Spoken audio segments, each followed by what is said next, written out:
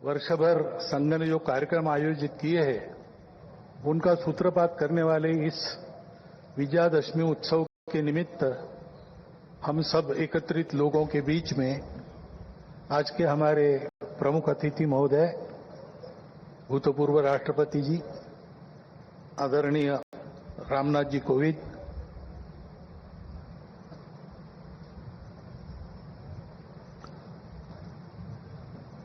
विदर्भ प्रांत के माननीय संघ चालक जी, माननीय सहसंघ चालक जी, नागपुर महानगर के संघ चालक जी, उपस्थित अन्य अधिकारी वर्ग, परम श्रद्धेय संतवृंद, आत्मीय स्वयंसेवक बंधु, नागरिक सज्जन एवं माता भगिनी, यह वर्ष श्री गुरु तेग बहादुर जी के बलिदान का 350वां वर्ष इस नाते और संपन्न होगा। हिंद की चादर बनकर जिन्होंने अत्याचार, अन्याय और सांप्रदायिक भेदभाव से समाज के मुक्ति के लिए अपना सर्वोच्च बलिदान दिया, समाज की रक्षा की, ऐसी एक विभूति, उसका स्मरण इस वर्ष होगा। आज 2 अक्टूबर है, इसलिए स्वर्गीय महात्मा गांधी जी की भी जयंती है। अपने स्वातंत्र्य की लड़ाई में उनका योगदान तो अविस्मरणीय है, परंतु स्वतंत्रता के बाद भारत कैसा हो, भारत का जीवन किस प्रकार के तंत्र से चले, उसके बारे में विचार देने वाले हमारे जो उस समय के दार्शनिक नेता थे, उनमें उनका स्थान अग्रणी है। हिंद स्वराज में उन्होंने वह चित्र का रेखांकन किया है और सादगी, विनम्रता और प्रामाणिकता के प्रतीक, और जिन्होंने देश के लिए अपने प्राण अर्पण किए, ऐसे स्वर्गीय लाल बहादुर शास्त्री जी, उनकी भी आज जयंती है। भक्ति, समर्पण और देश सेवा के ये उत्तुंग उदाहरण व्यक्तिगत और राष्ट्रीय चारित्र कैसा होना चाहिए, इसके आदर्श हमको मार्गदर्शन करते हैं। और आज की परिस्थिति का अगर हम विचार करते हैं तो हमारे ध्यान में आता है कि यह परिस्थिति भी हमसे इसी प्रकार के जीवन की अपेक्षा कर रही है। परिस्थिति एक सी नहीं होती, अनेक रंगों की होती है। तो परिस्थिति में बहुत कुछ अच्छा है, इसलिए बीता कालावधि 1 वर्ष का हमारी आशाएं और विश्वासों को भी दृढ़ करता है और हमारे सामने पुरानी और नई जो चुनौतियां उपस्थित है उनको अधिक स्पष्ट करने वाला भी वही कालावधि है। जैसे प्रयागराज में एक विशाल महाकुंभ हुआ, आधुनिक व्यवस्थापन के सारे कीर्तिमान तोड़कर एक जागतिक विक्रम तो उसने प्रस्थापित किया ही, लेकिन संपूर्ण भारत में श्रद्धा और एकात्मता की एक लहर उसने दौड़ा दी। पिछले साल एक दुर्घटना पहलगाम की भी हुई, हमला हुआ सीमा पार के आतंकियों के द्वारा, 26 भारतीय नागरिकों की उनका धर्म पूछकर हत्या की। लेकिन उसके चलते सारे देश में प्रचंड दुख और क्रोध की लहर पैदा हुई।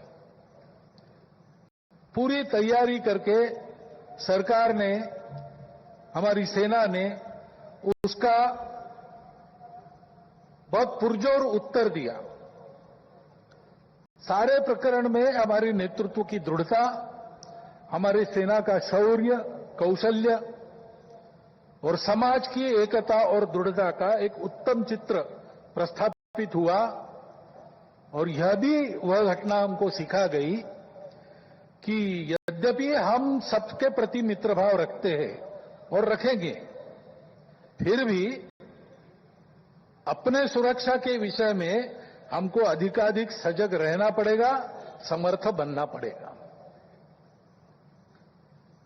क्योंकि इस घटना के बाद दुनिया में विभिन्न देशों ने अपनी अपनी जो भूमिका ली, उसमें हमारी ये भी ध्यान में आया कि हमारे मित्र कौन कौन है और कहां तक है। देश के अंदर भी अशांति फैलाने वाले असंवैधानिक उग्रवादी या संविधान विरोधी कहिए उग्रवादी नक्सली आंदोलन पर शासन और प्रशासन की दृढ़ कार्रवाई भी हुई और उनके अनुभव से उनके विचारधारा का खोखलापन और उनकी क्रूरता का अनुभव होने के कारण समाज भी उनसे मोहभंग होकर विमुख हो गया। लेकिन उनका नियंत्रण तो हो जाएगा, परंतु अब ये उस क्षेत्र में एक बड़ी जो बाधा थी वो दूर होने के बाद उस क्षेत्र में न्याय की स्थापना हो, विकास वहां तक पहुंचे, सद्भावना, संवेदना और सामरस्य वहां स्थापित हो, इसके लिए समाज की भी और शासन प्रशासन की भी योजनाएं चलनी पड़ेगी, क्योंकि इनका अभाव ही ऐसे उग्रवादी ताकतों के पनपने का कारण बनता है। इससे त्रस्त मनुष्य दूसरा कुछ उपाय दिखता नहीं, इसलिए निराश होकर उनको प्रश्रय देता है। ये न हो इसलिए ऐसी योजनाओं की आवश्यकता है। आर्थिक क्षेत्र में भी हम आगे बढ़ रहे हैं। ऐसा जो प्रचलित परिमाण है दुनिया के, उसके आधार पर कहा जा सकता है हमारा देश आर्थिक क्षेत्र में आगे बढ़े, इसलिए आर्थिक जगत के हमारे उद्योगी बंधु, विशेषकर तरुण उद्योजक, इनमें एक मादा भी दिखता है, उत्साह भी दिखता है, इच्छा आकांक्षा भी दिखती है। परंतु ये जो प्रचलित अर्थ प्रणाली है सारी दुनिया में वही है, तो सारी दुनिया के अनुभव में उसके कुछ दोष भी आ रहे हैं। विकास के इस प्रकार के पद्धति से अमीरी और गरीबी का अंतर बढ़ता है। आर्थिक सामर्थ्य कुछ चंद हाथों में एकत्रित होता है। शोषण करने के लिए एक नया सुरक्षित तंत्र इसमें से खड़ा हो सकता है, चिंता नहीं की तो। पर्यावरण के हानि की समस्या खड़ी हो जाती है और मनुष्यों के आपसी व्यवहार में कई प्रकार की व्यापारिक दृष्टि और अमानवीयता की बातें प्रवेश कर जाती है। इन दोषों की बाधा हमें नहीं होनी चाहिए, इसलिए भी कि अभी हाल में अमेरिका ने जो नई टैरिफ नीति अपनाई, उनके अपने हित के लिए अपनाई होगी, लेकिन उसकी मार तो सभी पर पड़ रही है। इसलिए ये सारा परिदृश्य अथवा ये सारी प्रचलित पद्धति उस पर हम निर्भर हो जाए ऐसी नहीं है। विश्व का जीवन परस्पर निर्भरता से ही चलता है। राष्ट्रों में आपस में सब प्रकार के संबंध होने पड़ते हैं। अकेला राष्ट्र अलगाव में, आइसोलेशन में जी नहीं सकता। परंतु ये निर्भरता मजबूरी में न बदल जाए, क्योंकि वो कब बदलेगी, कैसे बदलेगी, उसका कोई पता नहीं। और इसलिए इस निर्भरता को मानते हुए, विश्व जीवन की एकता को मानते हुए, हमको इसको मजबूरी न बनाते हुए जीना अगर है तो स्वदेशी और स्वावलंबन का कोई परिणाम नहीं, कोई पर्याय नहीं। हमको आत्मनिर्भर होना पड़ेगा, स्वावलंबी जीवन जीना पड़ेगा, स्वदेशी का उपयोग करना पड़ेगा और फिर भी अंतर्राष्ट्रीय संबंधों का सब प्रकार के, राजनयिक हो, आर्थिक हो, व्यापारिक हो, इन सबका जतन हमको करना पड़ेगा। लेकिन उसमें मजबूरी नहीं होगी, हमारी अपनी इच्छा होगी, हमारा अपना सद्भाव होगा, ऐसा हमको बनना पड़ेगा। प्रचलित पद्धति जो है उसके दुष्परिणाम हमारे यहां भी दिखते हैं। अभी हाल में ही जो खबरें पिछले 1-2 साल से चल रही है, प्रत्यक्ष हम देख रहे हिमालय के क्षेत्र में कैसे चल रहा है। वर्षा का अनियमित होना तो सर्वदूर है, प्रकृति के प्रकोप भी बढ़ गए हैं, भूस्खलन होता है, अप्रत्याशित वर्षा होती है, हिमनदियां सूख रही है। ऐसे परिणाम गत 3-4 वर्षों में तीव्र होते चले जा रहे हैं। ये हिमालय हमारे लिए सुरक्षा की दीवार और दक्षिण पूर्व एशिया के लिए उसका पूरा जलस्रोत हिमालय से ही आता है। अगर प्रचलित विकास की पद्धति में से इन सारी बातों को और प्रोत्साहन मिलता होने के लिए तो उस नीति का हमको पुनर्विचार करना पड़ेगा, क्योंकि हिमालय की आज की अवस्था एक खतरे की घंटी बजा रही है। प्राकृतिक उथल पुथल है तो जनजीवन में भी उथल पुथल दिख रही है। श्रीलंका में, बाद में बांग्लादेश में, बाद में नेपाल में, हमारे पड़ोसी देशों में भी हमने इसका अनुभव किया। अब कभी कभी हो जाता है, प्रशासन जनता के पास नहीं रहता, संवेदनशील नहीं रहता, लोकाभिमुख नहीं रहता, उनकी जनता की अवस्थाओं को ध्यान में रखकर नीतियां नहीं बनती तो असंतोष रहता है। परंतु उस असंतोष को इस प्रकार व्यक्त होना, ये किसी के लाभ की बात नहीं है।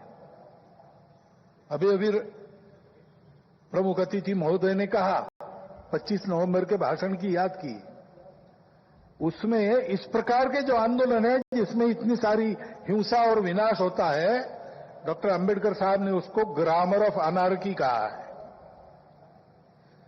प्रजातांत्रिक मार्गों से भी परिवर्तन आता है, ऐसे हिंसक मार्गों से परिवर्तन नहीं आता है। एक उथल पुथल हो जाती है लेकिन स्थिति यथावत रहती है। पूरे दुनिया का अभी तक का इतिहास देख लीजिए, जब से ये उथल पुथल वाली तथाकथित रिवॉल्यूशंस, क्रांतियां आई, किसी क्रांति ने अपने उद्दिष्ट को प्राप्त नहीं किया। राजा के खिलाफ फ्रांस की राज्य क्रांति हुई, उसका परिणाम क्या हुआ? नेपोलियन बादशाह बन गया, वही राजतंत्र कायम रहा। इतनी सारी तथाकथित साम्यवादी क्रांतियां हुई, सब साम्यवादी देश आज पूंजीवादी तंत्र पर चल रहे हैं, जिसके खिलाफ क्रांति हुई। ऐसे हिंसक परिवर्तनों से उद्देश्य नहीं प्राप्त होता है, उल्टा इस अराजकता की स्थिति में देश के बाहर की स्वार्थी ताकतों को अपने खेल खेलने का मौका मिलता है। और इसलिए हमारे पड़ोसी देशों में जो उथल पुथल हो रही, ये हमारे ही देश है, वे हमसे दूर नहीं है। कुछ वर्ष पूर्व भारत ही थे, हमारे अपने हैं। उनमें इस प्रकार की अस्थिरता उत्पन्न होना, ये हमारे लिए, हम केवल उनके पड़ोसी है इसलिए नहीं, वो सब हमारे अपने देश है, इसलिए चिंता का विषय है। हितरक्षण से भी ज्यादा ये जो हमारा आत्मीयता का संबंध है, अपनेपन का संबंध है, उसके चलते ये चिंता होती है। परिस्थितियां ऐसी है, जैसा मैंने कहा, दोनों प्रकार है। सुखदायक रूप बहुत दिखता है, सुख सुविधा बढ़ी, मनुष्य के ज्ञान की, विज्ञान की प्रगति हुई, व्यवस्थाएं आरामदायक बनी, राष्ट्र पास आए, माध्यमों के जरिए भी और आर्थिक लेन देन के जरिए भी। परंतु इस परिवर्तन की, विज्ञान और तकनीकी की गति इतनी ज्यादा है कि मनुष्यों की गति का बदलने की और उसका तालमेल नहीं बैठ रहा है। इसलिए भी मनुष्य जीवन में कई प्रकार की समस्याएं, युद्ध, अन्य छोटे बड़े कलह, ये तो सब चल ही रहे। प्रकृति के उग्र प्रकोप को हम अनुभव कर रहे हैं, लेकिन परिवारों में भी टूटन आ रही है, नागरिक जीवन में बढ़ता हुआ अनाचार अत्याचार दिखाई देता है। इसके शमन के इसके उपाय चलते हैं, प्रयास हुए हैं, परंतु इसका पूर्ण निदान होने में वो असफल हो गए। और उसके ऊपर अस्वस्थता, कलह, हिंसा को बढ़ाते हुए विश्व में सब प्रकार की परंपरा, मांगल्य, संस्कृति, श्रद्धा, इसका संपूर्ण विनाश ही आगे परिवर्तन लाएगा। ऐसी उल्टी विचारधारा, विपरीत विचारधारा और घातक विचारधारा लेकर चलने वाला एक नया पंथ उदय में आया। बहुत पहले आया, आजकल वो भारत में भी अपने हाथ पैर फैलाने की कोशिश कर रहा है। सभी देशों में उसके कारण जो समाज जीवन की अस्त व्यस्त अवस्था हुई है और एक तरह से अराजकता की ओर सारा समाज बढ़ रहा है, ऐसी संभावना दिखती है। उसका अनुभव सब देशों में हो रहा है और इसलिए इन सारी परिस्थितियों को लेकर विश्व जब पुनर्चिंतन करता है तो वो भारत की ओर अपेक्षा से देखता है। भारत इसका कोई उपाय निकाले, ऐसे विश्व में भी अपेक्षा है। और सौभाग्य से भारत में एक आशा की किरण ये दिखाई देती है कि नई पीढ़ी में देशभक्ति की भावना, अपने संस्कृति के प्रति आस्था और विश्वास का प्रमाण निरंतर बढ़ा है। संघ के स्वयंसेवकों सहित समाज के व्यक्ति और समाज की संस्थाएं अभावग्रस्त वर्गों की निस्वार्थ सेवा करने के लिए अधिकाधिक आगे आ रहे हैं। समाज स्वयं को सक्षम अनुभव करता है और इसलिए कई बातों में सरकार के पहले पहल करके अपने सामने की समस्याओं का खुद ही निदान करने में यशस्वी हो रहा है। यह भी एक अच्छा लक्षण है और इसलिए ऐसे सब कार्यों में समाज का सहयोग संघ भी अनुभव करता है, अन्य ऐसे काम करने वाले संगठन और व्यक्ति भी अनुभव करते हैं।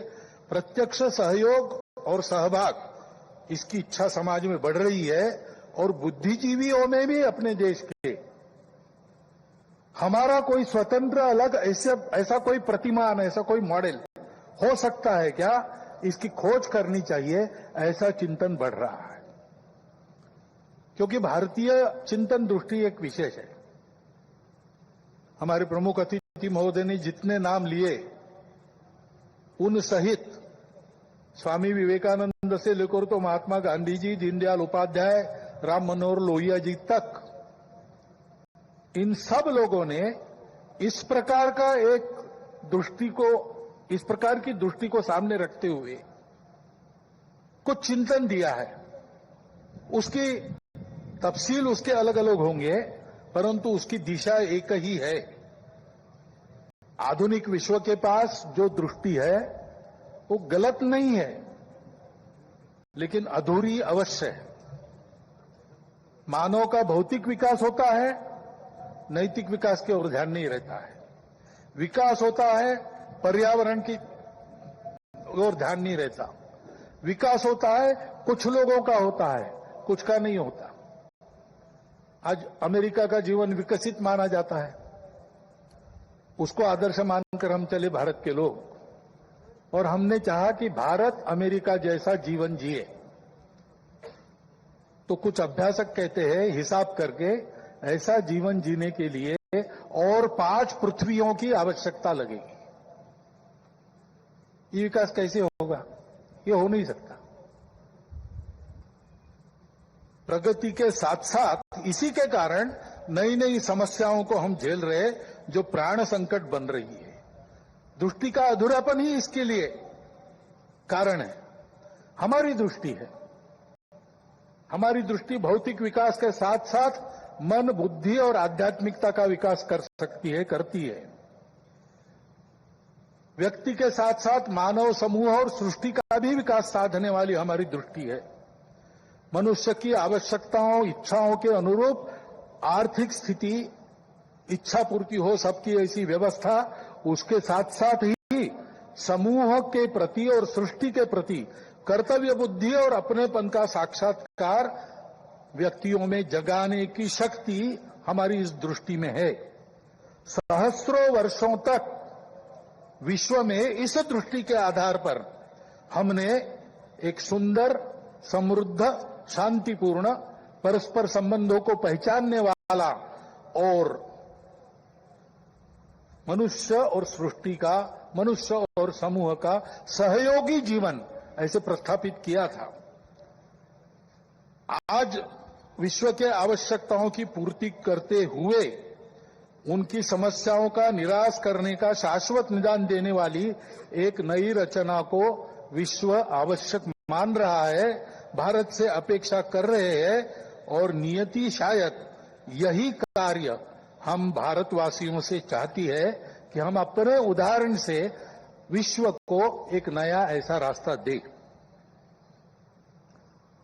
संघ 100 साल से ये सारा चिंतन, इन सब महापुरुषों का चिंतन लेकर, संघ का चिंतन नया नहीं है, वो अपनी दृष्टि के आधार पर अपने यहां परंपरा से चलने वाला आज तक आया हुआ यहां तक चिंतन है। उस चिंतन को लेकर संघ 100 साल से काम कर रहा है। समाज जीवन के विभिन्न आयामों में, संगठनों में, संस्थाओं में, स्थानीय स्तर पर भी, व्यक्तिगत पहल से भी स्वयंसेवक सक्रिय है। समाज जीवन में सक्रिय ऐसे अनेक सज्जनों के साथ भी सहयोग और संवाद स्वयंसेवकों का चलते रहता है। इन सबका जो संकलित अनुभव है उसके आधार पर संघ का कुछ चिंतन है। वो चिंतन आज के कार्यक्रम में आपके सामने रखना ये मेरे भाषण का प्रमुख उद्देश्य है। पहली बात है कि विश्व की व्यवस्था में परिवर्तन तो आवश्यक है, विनाश टालना है तो अनिवार्य है, परंतु हम एक विपरीत व्यवस्था में इतने आगे बढ़ गए, सारी दुनिया आगे चली गई, हम भी आगे चले गए। अब एकदम अगर पीछे मुड़ेंगे तो गाड़ी उलट जाएगी। इसलिए इस गति से आगे बढ़ते बढ़ते हुए धीरे धीरे छोटे छोटे कदमों से हमको मुड़ना पड़ेगा, एक लंबा मोड़ लेके पीछे आना पड़ेगा। देशकाल परिस्थिति का ध्यान रखते हुए हम अपनी समग्र और एकात्म दृष्टि के आधार पर अपना स्वयं का विकास पथ बनाकर विश्व के सामने एक यशस्वी उदाहरण रखेंगे, तब इस व्यवस्था का परिवर्तन प्रारंभ होगा। अर्थ और काम के पीछे अंधी होकर भाग रही दुनिया को धर्म की दृष्टि देनी पड़ेगी। वो धर्म पूजा नहीं है, वर्शिप्स नहीं है, वो धर्म खान पान रीति रिवाज नहीं है, वो धर्म इसके परे सबको जोड़ने वाला, सबको उन्नत करने वाला, सबको साथ लेकर चलने वाला, प्रजा की, सृष्टि की धारणा करने वाला धर्म है। उस धर्म का मार्ग हमको अपने उदाहरण से विश्व को देना पड़ेगा। भारतवर्ष को ऐसा होना ही पड़ेगा, ऐसे संघ मानता है 100 साल के अनुभव के बाद। अब संपूर्ण देश को ऐसा खड़ा करना है, लेकिन व्यवस्था है उसको नहीं बना सकते। व्यवस्था बनाने वाला मनुष्य होता है, समाज होता है, वो जैसा है वैसी व्यवस्था बनाएगा। कहते हैं प्रजातंत्र में अंग्रेजी में एक वाक्य, people get the government they deserve. तो ये नहीं है कि सारा कुछ जिम्मा उन पर है, उनकी समीक्षा करके स्तुतियां, उनकी निंदा हम करते रहे, ऐसा नहीं होता है। जैसा समाज है वैसी व्यवस्थाएं चलेगी, और इसलिए समाज के आचरण में परिवर्तन आना चाहिए, तब व्यवस्था में परिवर्तन आता।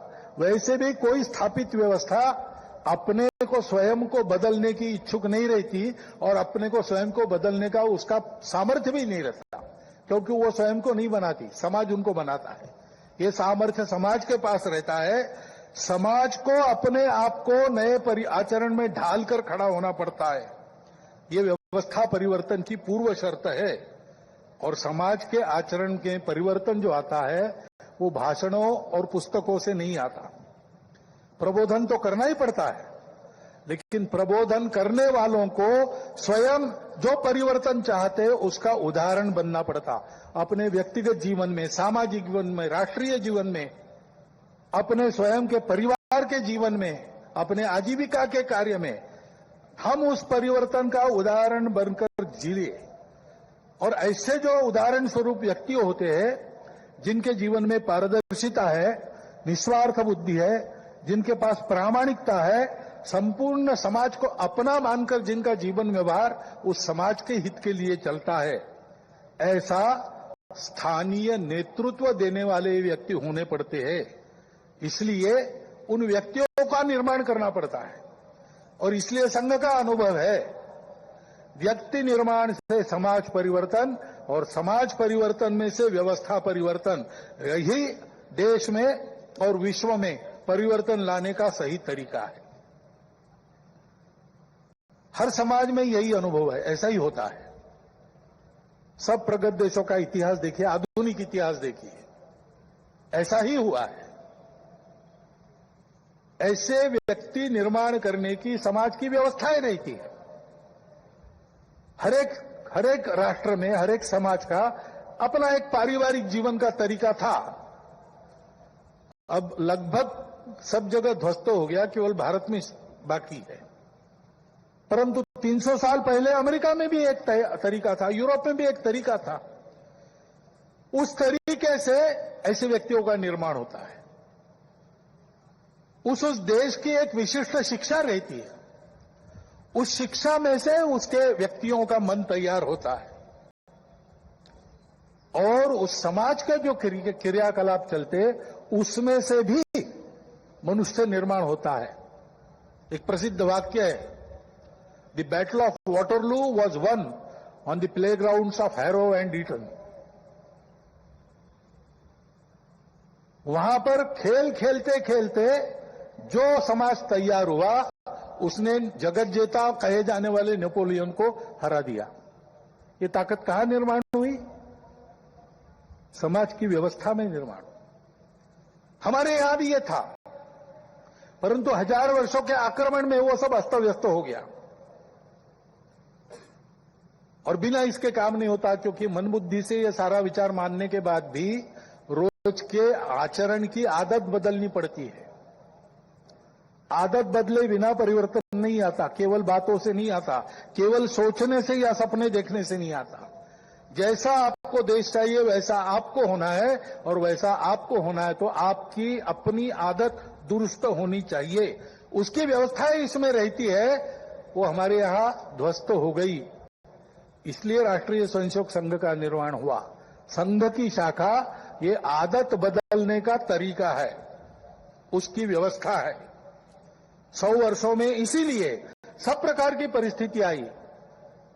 संघ को लालच भी दिखा दी, संघ को राजनीति में आने का आमंत्रण भी मिला, लेकिन संघ ने वो सब नहीं किया।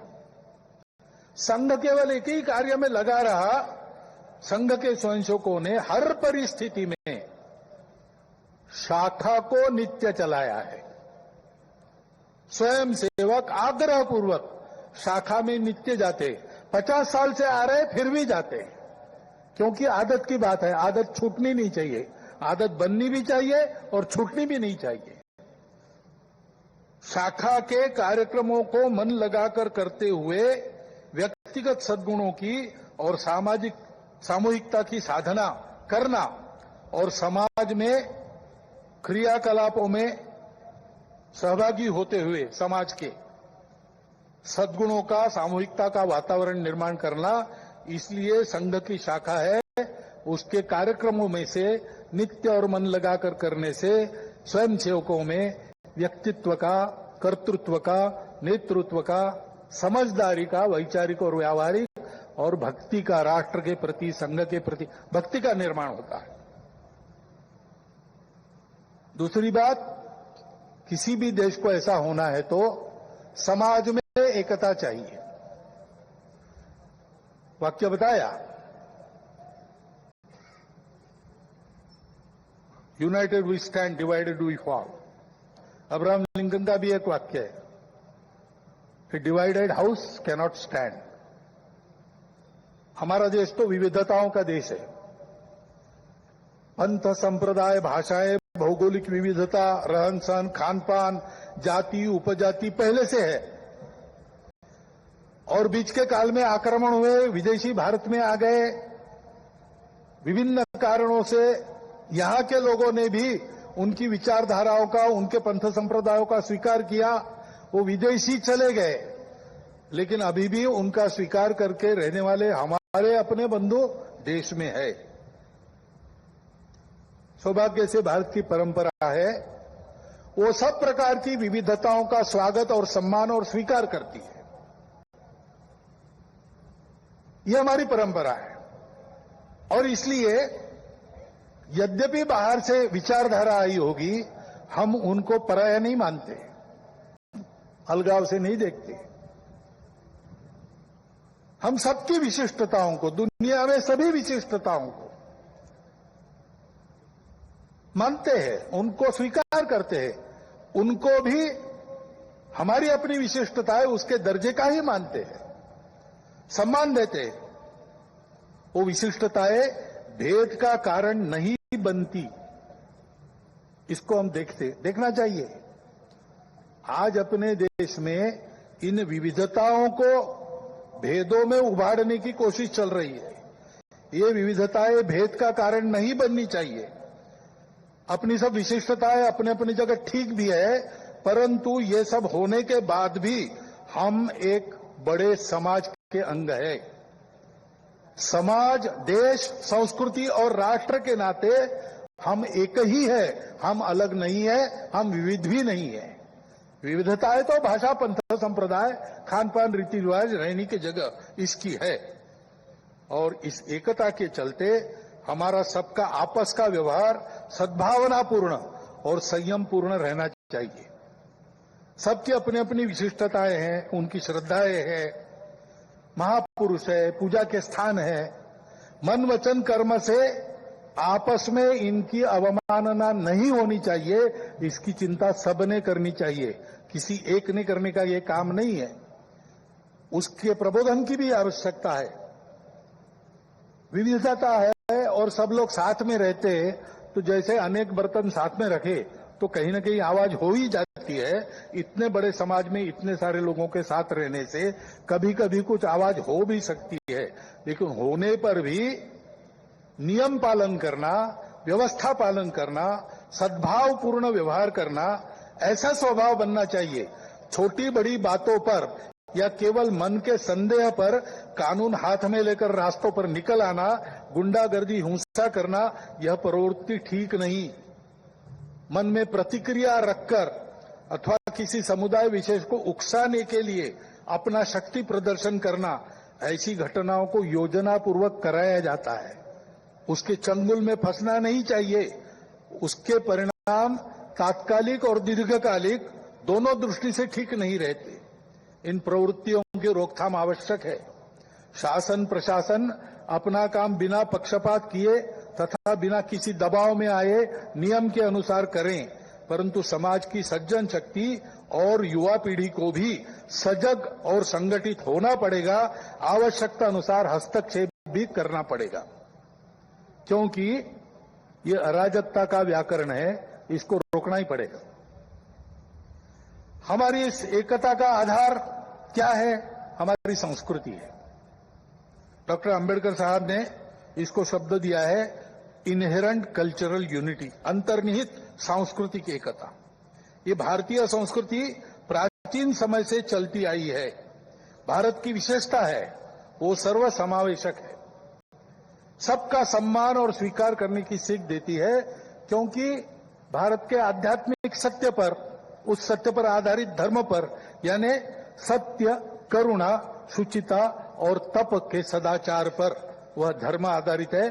उसी पर यह संस्कृति भी बनी है। इसका जतन सनातन काल से आज तक हर परिस्थिति में किसने किया है? तो निश्चित रूप से इस देश के पुत्र रूप हिंदू समाज में ने किया है, और इसलिए कभी कभी उसको हिंदू संस्कृति भी कहते हैं। ऋषि ने अपने तपोबल से इसका निर्माण किया है। क्योंकि भारत में उनको इसका विकास करने के लिए आवश्यक समृद्ध और सुरक्षित प्रकृति मिली, परिवेश मिला और पीढ़ी दर पीढ़ी इसको सरसर अनुसरण तथा यह के लिए आगे पहुंचाने में विवेकपूर्ण अनुसरण तथा यह सब जिसके कारण संभव हुआ, उस हमारे पवित्र मातृभूमि की भक्ति, यह मिलकर हमारी राष्ट्रीयता है। विविधताओं के संपूर्ण स्वीकार और सम्मान के साथ हम सबको एक माल में मिलाने वाली यह भारतीय संस्कृति, यह राष्ट्रीयता है। इसको हम हिंदू राष्ट्रीयता कहते हैं। यही हमारे लिए हिंदू राष्ट्रीयता है। किसी को हिंदू शब्द से आपत्ति है, वो हिंदवी कहे, भारतीय कहे, आर्य कहे, जो कुछ है, ये सारे समानार्थी शब्द है, हम लोग जानते हैं। परंतु इस राष्ट्रीयता का स्पष्ट स्वरूप निर्देशित करने वाला एक ही शब्द हमको मिलता है, वो है हिंदू। वो कोई राज्य पर आधारित कल्पना है। हमारा राष्ट्र राज्य पर आधारित कभी रहा नहीं। हमारे यहां नेशन स्टेट की कल्पना नहीं है। हमारी यह संस्कृति राष्ट्र को बनाती है। राज्य आते जाते रहते हैं। राष्ट्र निरंतर विद्यमान रहा है। सनातन काल से अब तक ये हमारा प्राचीन हिंदू राष्ट्र है। इस अर्थ में हिंदू राष्ट्र है। सब प्रकार के उतार चढ़ाव हमने देखे, गुलामी भी देखी, स्वतंत्रता भी देखी। हम सदैव विद्यमान है और इसलिए हिंदू समाज का बल संपन्न होना, शील संपन्न होना, संगठित होना इस देश के एकता, एकात्मता, सुरक्षा और विकास की गारंटी है। क्योंकि हिंदू समाज सनातन काल से यहां चलते आया है, वो इस देश का उत्तरदायी समाज है, रिस्पॉन्सिबल सोसाइटी है। और सौभाग्य से इस संस्कृति के और धर्म के कारण ऊपरविद के अनेकविध नाम और रूपों को देखकर, दुनिया की विविधता को देखकर मनुष्यों में बंटवारा और अलगाव खड़ा करने वाली हम और वो, अस एंड देम, इस मानसिकता से ये समाज पूर्णतः मुक्त था, मुक्त है और मुक्त रहेगा। वसुधैव कुटुंबकम की उदार विचारधारा का पुरस्कर्ता और संरक्षक यही समाज रहा है। विश्व के विकास में अपना अपेक्षित और उचित योगदान देने वाला देश, इसको बनाना ये इसीलिए हिंदू समाज का कर्तव्य बनता है। उसकी संगठित कार्य शक्ति के द्वारा विश्व को नई राह दे सकने वाले धर्म का संरक्षण करते हुए भारत को वैभव संपन्न बनाने का काम संकल्प लेकर 100 साल से कर रहा है संपूर्ण हिंदू समाज को संगठित करने का कार्य। क्योंकि समाज एक बार संगठित हो जाए तो ये सारे काम दूसरे किसी को नहीं करने पड़ते। नेताओं को, पार्टियों को, सरकारों को नहीं करने पड़ते। अवतारों को भी आने की जरूरत नहीं होती। समाज अपने सारे काम अपने बल पर कर लेता है। और इसलिए ऐसा समाज बनाने के लिए व्यक्तिगत और राष्ट्रीय चारित्र का निर्माण होना चाहिए, उनकी सुदृढ़ता बनी रहनी चाहिए। संघ की शाखा में अपने राष्ट्र स्वरूप की यह स्पष्ट कल्पना और गौरव प्राप्त होता है। और जो मैंने 5 बातें कही, कर्तृत्व, नेतृत्व, व्यक्तित्व, समझदारी और भक्ति, वो भी शाखा के इन संस्कारों से प्राप्त होती है। इसलिए शताब्दी वर्ष में हम जो कर रहे हैं, क्या सोचकर कर रहे हैं? एक तो ये सारा उत्पन्न करने वाला संघ की शाखा का काम, वो भौगोलिक दृष्टि से, समाज के विभिन्न स्तरों की दृष्टि से सर्वव्यापी होना चाहिए और सामाजिक आचरण में सहज परिवर्तन लाने वाला पंच परिवर्तन कार्यक्रम हमारा है। उसका कुछ वर्णन तो प्रमुख अतिथि जी ने भी किया है। मुझे आज करने की आवश्यकता नहीं है, क्योंकि इन 5 विषयों का पूरा विवरण गत 2-3 वर्षों में हम सतत कर रहे हैं। सबको पता है कि पंच परिवर्तन क्या है। सामाजिक समरसता, कुटुंब प्रबोधन, पर्यावरण संरक्षण, स्वबोध तथा स्वदेशी व नियम कानून, नागरिक अनुशासन और संविधान का पालन, इन 5 विषयों में स्वयं के आचरण से उनके उदाहरणों का, स्वयंसेवकों के उदाहरणों का अनुकरण समाज में हो, ऐसी अपेक्षा रख के कार्यक्रम चलेगा। इसमें जो करना है कृतियां, वो बहुत सरल है, सहज है, सब कर सकते हैं। और ये करने वाले केवल हम नहीं हैं, पहले से भी इस प्रकार के कार्यक्रम करने वाले अनेक व्यक्ति और अनेक संगठन समाज में है। उन सबके साथ हमारा सहयोग, समन्वय कुछ शुरू हो गया है, कुछ साधा जाएगा, सबको सहयोग रहेगा, सबके साथ समन्वय रहेगा। इसके आधार पर जो परिवर्तन आएगा समाज में, उससे भारतवर्ष खड़ा होगा। भारत का यही भूमिका भारत की रही है विश्व के इतिहास में। समय समय पर विश्व का खोया हुआ संतुलन वापस लाने वाला, विश्व के जीवन में संयम और मर्यादा का भान उत्पन्न करने वाला विश्व धर्म देना, कुछ वैश्विक मूल्यों के आधार पर अपने अपने देश की प्रकृति के अनुसार ये सारा योगदान हो, इस प्रकार का अपना अपना राष्ट्र खड़ा करना, ऐसा ये विश्व धर्म देना, ये भारत की भूमिका रही है। हमारे स्वातंत्र संग्राम तथा राष्ट्रीय नवोत्थान में पुरोधाओं के सामने स्वतंत्र होने के बाद भारत की समृद्धि और क्षमताओं के विकास का परिणाम क्या होगा, इसका जो चित्र था वो यही था। हमारे बंगाल प्रांत के माननीय संघचालक थे स्वर्गीय केशव चंद्र चक्रवर्ती, उत्तम कवि थे। उन्होंने इस बात को अपने कविता में बड़े सुंदर शब्दों में व्यक्त किया है।